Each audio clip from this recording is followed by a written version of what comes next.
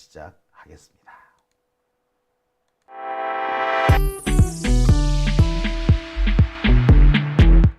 네, 지금 시각 12시 4분 지나고 있습니다. 자, 두 번째 주제는 제가 어제 예고했던 내용입니다. 어제 제가 그렇게 말씀을 드렸죠. 이재명을 괴롭히고 있는 검사놈들, 그 얼굴과 이름은 좀 우리가 기억해야 되지 않겠느냐. 자, 그들의 얼굴과 이름을 좀 알려드리는 시간을 마련해 봤습니다. 가짜는 사건으로 이재명을 괴롭힌 검사 명단 공개. 선거법 사건 무죄를 기념해서 이 주제를 준비해 봅니다. 앞서서도 제가 말씀을 여러 차례 드렸습니다만 이번 선거법 사건은 이게 과연 형사재판을 할 일인가 싶을 정도로 황당한 사건이었어요. 사실 뭐 따지고 보면 이 검찰 독재 정권에서 이 검사들이 한 사건 중에 황당하지 않는 사건이 없습니다. 당장 조민 씨 경우만 해도 그렇지 않나요? 아니, 고등학생 그 봉사활동한 것까지 시시콜콜 뜯어내가지고 괴롭혀야 됩니까? 검사 지 아들도 뒤지면 장난 아닐 텐데 당장 한동훈도 걸렸잖아요. 한동훈 딸내미 미래소녀 그 사건 기억하시지 않습니까? 인천의 뭐 복지관인가요? 거기에 봉사활동을 다니는데 그 봉사활동 기록부에 보니까 아직 오지도 않았는데 아직 그 날짜가 되지도 않았는데 왔다 갔다는 사인이 돼 있더라. 예컨대 오늘 가가지고 그 봉사활동 기록부를 또 봤는데 아니 다음 달에 왔다 갔다는 것까지 사인이 돼 있더라 이거야. 뭡니까? 이거 서류를 만들었다는 얘기잖아. 근데 이 서류를 만들어 놓고도 지금까지 그에 대한 수사가 진행이 안 됩니다. 만약에 그게 우리 민주진보 진영에서 일어난 일이었다면 수사가 들어가서 100번은 넘게 들어갔을 겁니다. 공문서 위조 혹은 사문서 위조, 뭐 공문서 뭐 불실기재 뭐 여러 가지 죄가 들어가요.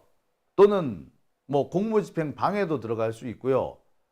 이걸 가지고 입시에 써먹었다면 입시 부당 불법이잖아요. 그런데 수사 하나 안 하고 넘어갔습니다. 한동훈 딸내미 논문 쓴 것만 해도 그래요. 정말 해괴하다고 제가 말씀드리지 않았습니까?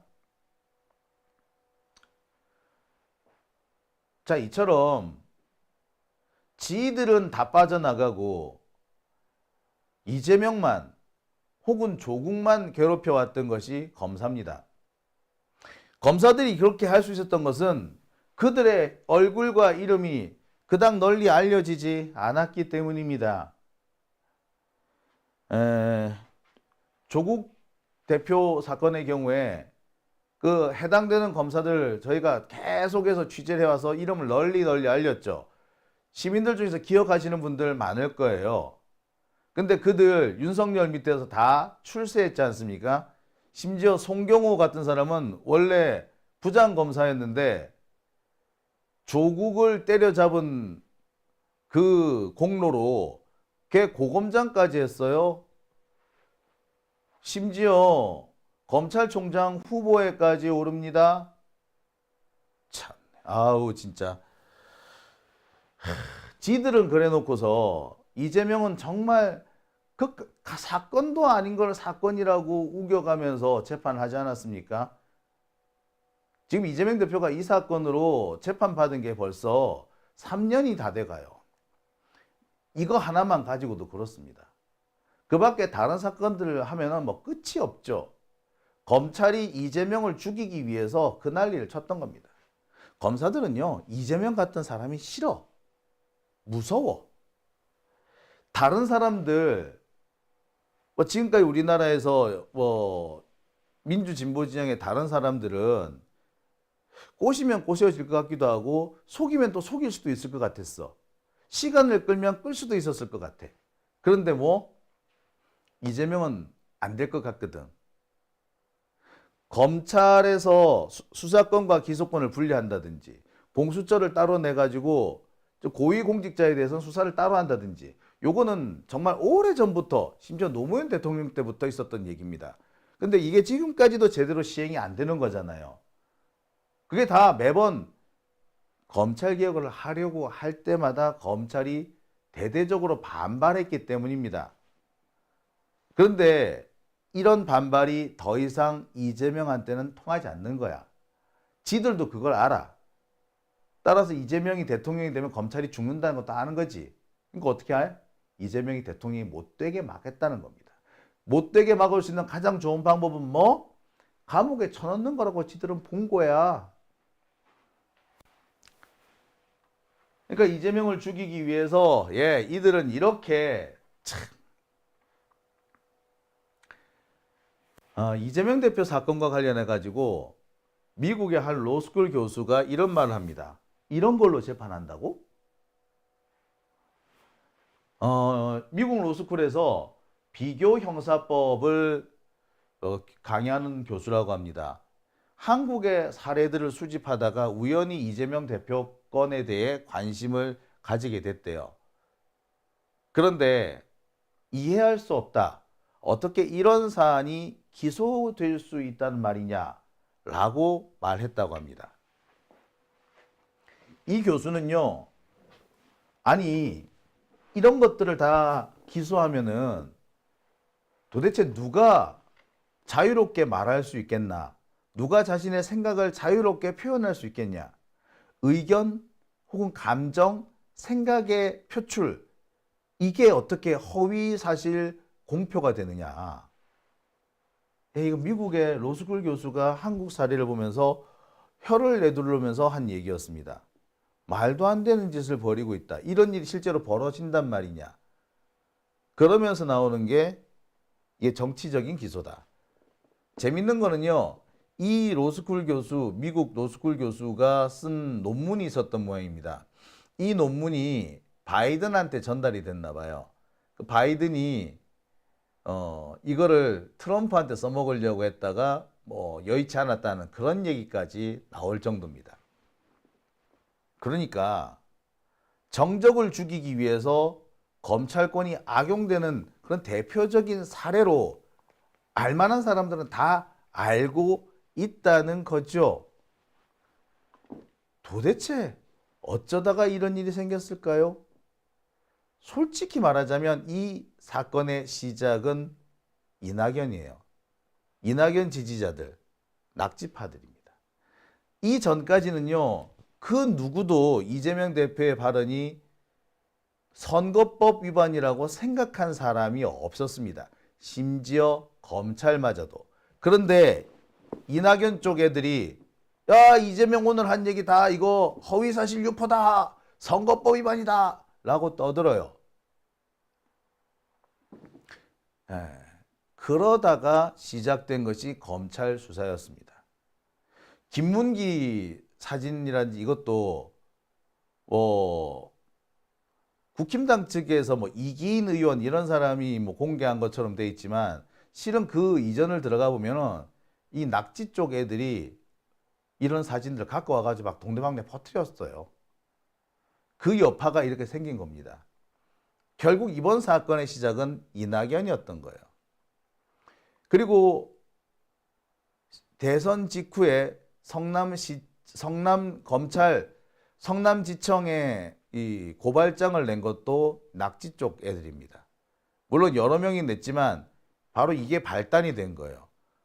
검찰은요, 매번 이 이재명 대표에 대한 수사에 대해서 비판이 제기되면은 뭐라고 변명을 해왔느냐? 아유, 그거 우리가 하고 싶어서 했나? 민주당 내부에서 폭로전이 벌어졌잖아. 그 폭로전을 보고 우리가 수사를 시작한 거 아니야. 우리 잘못 아니야. 민주당의 분열 때문이었어. 라고 변명을 합니다. 그게 뭐다? 다 낙지야, 낙지. 우리가 이낙연을 절대로 용서할 수 없는 이유. 이낙연이란 자는 다시는 우리가 쳐다보지도 말아야 되고 그쪽으로는 오줌도 누지 말아야 되는 이유가 여기에 있습니다. 얘만 아니었으면 어쩜 일어나지 않았을 일인지도 모르겠어요.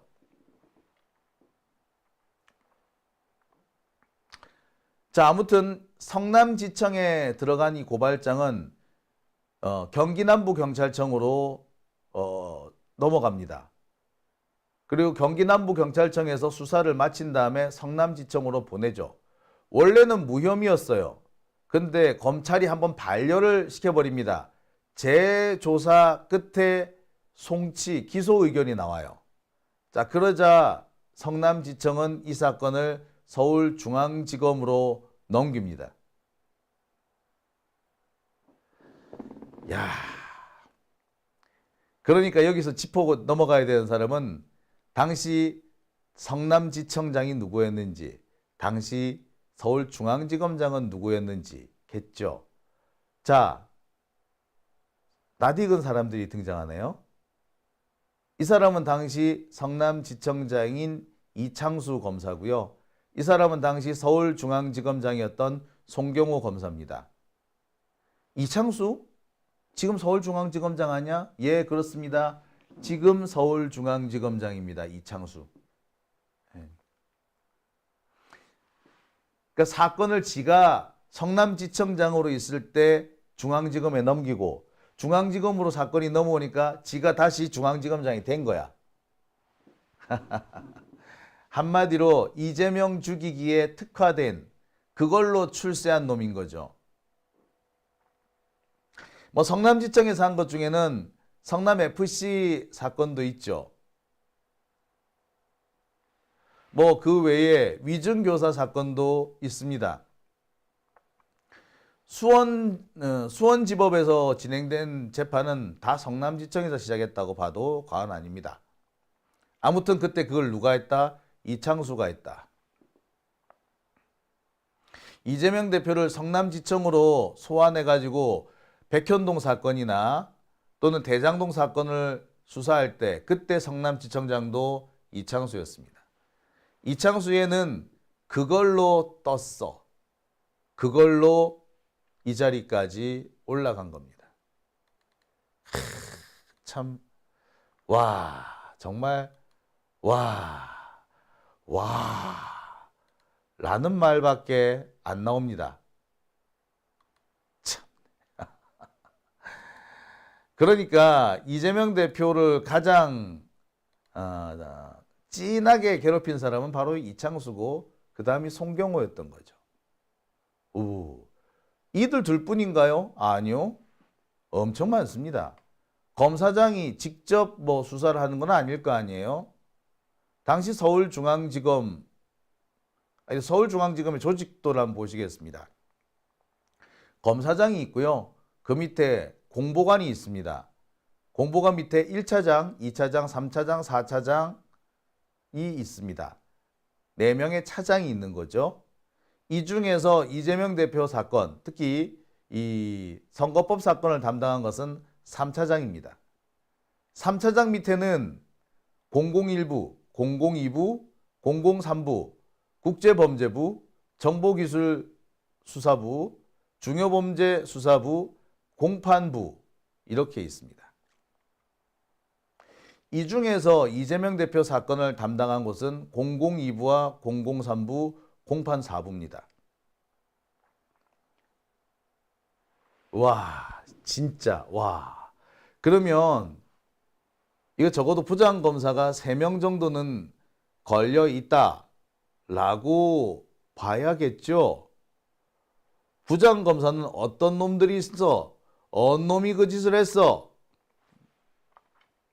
첫 번째, 박기동 당시 중앙지검 3차장 검사, 이성식 현재 중앙지검 3차장 검사, 그리고 2024년 중앙지검 3차장 검사. 그러니까 박기동에서 김태은, 이성식 이렇게 쭉 이어지는 겁니다. 김태은은요, 윤석열의 직계예요. 윤석열 쪽 사건 정말 많이 처리합니다. 뭐 이성식도 마찬가지고요. 그러니까 친윤 검사의 핵심 라인들입니다. 박기동 얘는 검사장 됐어. 김태현 얘도 검사장 됐고요. 이성식은 검사장이 예약돼 있었는데 윤석열이가 쿠데타를 일으키는 바람에 나가리가 됐지. 지금 제일 억울한 게 이성식일 겁니다. 자, 이렇게 3명 당시 2022년부터 최근까지 서울중앙지검 3차장을 맡았던 3명의 검사들입니다. 제가 참 이들의 그 행적을 보면서 야, 참 화려하다. 특히 이 김태현 같은 사람은 민주진보진영 때려잡는 일을 정말 많이 했더라고요. 그 윤석열의 신복, 아니 정확하게 한동훈의 신복 같은 그런 역할을 했습니다. 제가 시간이 있으면 요 내용도 좀 더 자세히 말씀드릴 텐데, 검사 하나하나 다 이렇게 이제 짚어드리면서 이 새끼는 뭐 한 새끼고요 라고 할 텐데, 그거는 제가 이번 주말에 다시 한번 쭉 뽑아 보겠습니다. 자, 검사가 이것뿐인가요? 아니요.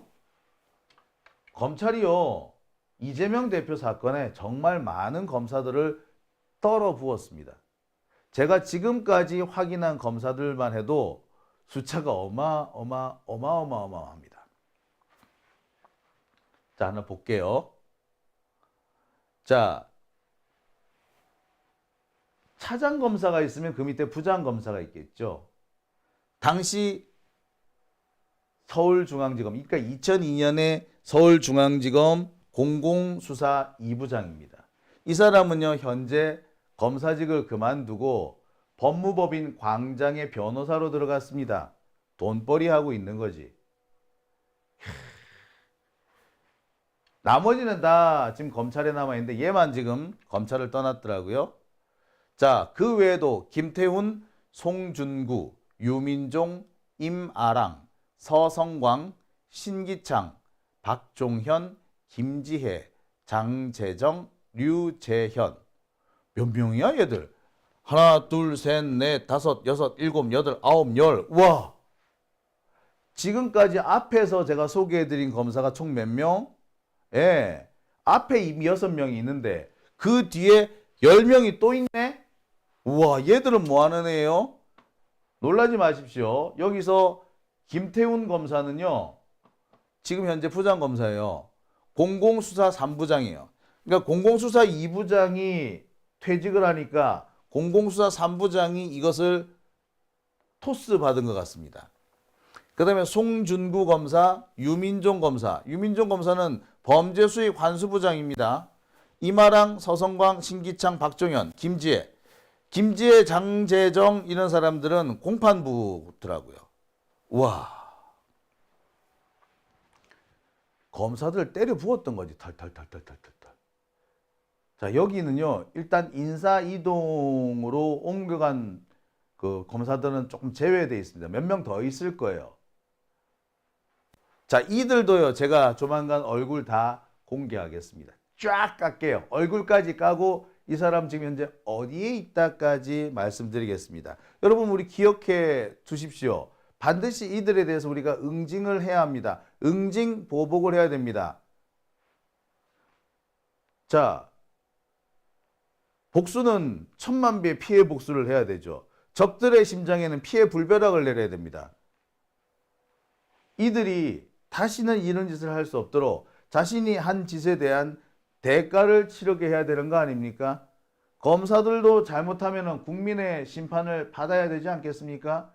지들은 마구 해집어 버리면 되는 겁니까? 인간의 인생, 사람의 인생 하나를 이렇게 망가뜨려도 되나요? 우리 민주 시민들을 이렇게 괴롭혀도 되나요?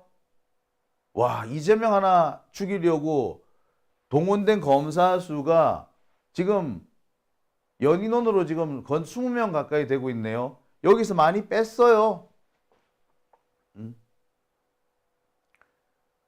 당장 성남지검에 당시 수사를 담당했던 검사들 그 형사 몇 부 다 뺐어요. 성남지검 당시 성남지청장, 차장 뭐 이런 사람들 다 뺐어요. 그것까지 포함하면요, 숫자 더 많아질 거예요. 30명 넘을지도 몰라. 참. 사건 하나만 그렇다고, 그것도 이거 뭐, 선거법 사건 하나만 해서 이 정도로 나왔어요. 이 사람들이 이재명을 그동안 그렇게 괴롭혔던 겁니다. 이재명을 죽이려고 적어도 16명 이상의 검사가 동원됐었다고. 현재도 10명 정도가 투입되고 있다고요. 이들 중에 몇 명은요, 다른 중앙지검이 아니라 다른 그 검찰청에 가 있는데도 파견 명령을 받아가지고 출장 명령을 받아가지고 여기 지금 계속 재판하고 있는 그런 애도 있어요. 그러니까 이들은 뭐야? 이재명을 죽이면 내가 출세한다. 요거 하나로 지금 나온 거예요. 그래서 이들은 부끄러운 줄도 모르고 이런 짓을 하고 있는 겁니다. 출세에 눈이 먼 거죠. 돈과 권력에 이성과 양심이 마비된 놈들입니다. 자, 여러분 기억해 주십시오. 이재명을 그동안 그렇게 졸라게 괴롭힌 자들입니다. 기억해뒀다가 반드시 그 대가를 치르게 해야 합니다. 야, 근데 숫자가 너무 많다. 와, 대단하네. 와, 무서운데요, 이거? 여러분 어떻게 생각하십니까? 야, 참.